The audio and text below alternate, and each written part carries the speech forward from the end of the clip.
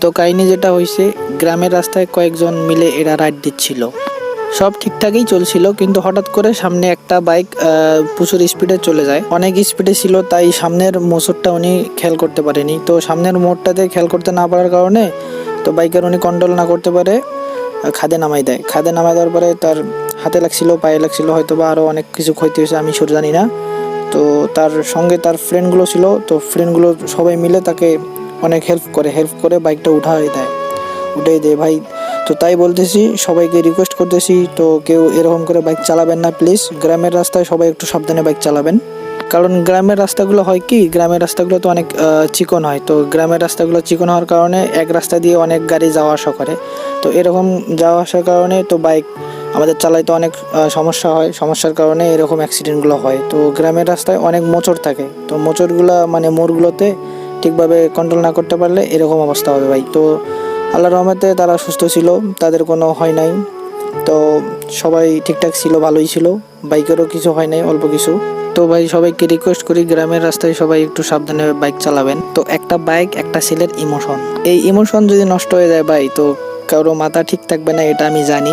বেশ কয়েকটা ইমোশন আমারও ছিল, কিন্তু এক সময় ভাই এমন পর্যায়ে হয়ে গেছে যে আমি অ্যাক্সিডেন্ট করে তো আমার ইমোশনগুলো আমি নষ্ট করে ফেলছি। তো পরিবার থেকে আমার ইমোশনগুলো সবগুলো বিক্রি করে দিয়েছে। তো তাই বলতেছি ভাই, বাইক সবাই একটু সাবধানের সঙ্গে রাইড করবেন। সাবধানে রাইড করলে তো আপনারাও সুস্থ থাকবেন, বাইকও সুস্থ থাকবে, আপনাদের পরিবারের লোকও সুস্থ থাকবে।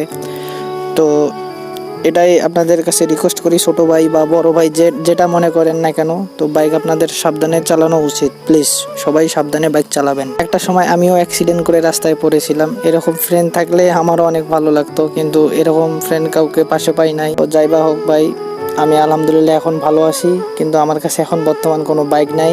তো আমি এখন আমার ফ্রেন্ডের বাইক দিয়ে ভিডিও তৈরি করি। তো নিশাদ আমাকে অনেক সাহায্য করতেছে জীবনে। যদি কোনো দিন আমি উপরে উঠতে পারি, তাহলে আমার ফ্রেন্ডকে বলবো না, নিশাদকে আমি অনেক ভালোবাসি আমার ফ্রেন্ড হিসাবে। তো এরকম বন্ধু সবার থাকা উচিত, যারা বিপদে পাশে আসবে।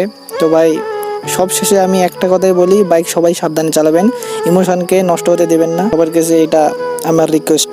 তো বাইকটা ওই গর্ত থেকে তোলার পরে ফ্রেন্ডগুলো সবাই মিলে মেকানিকের কাছে নিয়ে যায়। মেকানিকের কাছে নিয়ে গিয়ে বাইকটা সম্পূর্ণরূপে ঠিকঠাক করে। তো তার বিপদে তার ফ্রেন্ডরা এগিয়ে আসছিল। তো এরকম ফ্রেন্ড থাকা দরকার সবার জীবনে, এরকম ফ্রেন্ড থাকলে সবার জীবনটা অনেক সুন্দর হয়। তো পরিশেষে বাইকটা ঠিকঠাক করে আগের মতো করলো।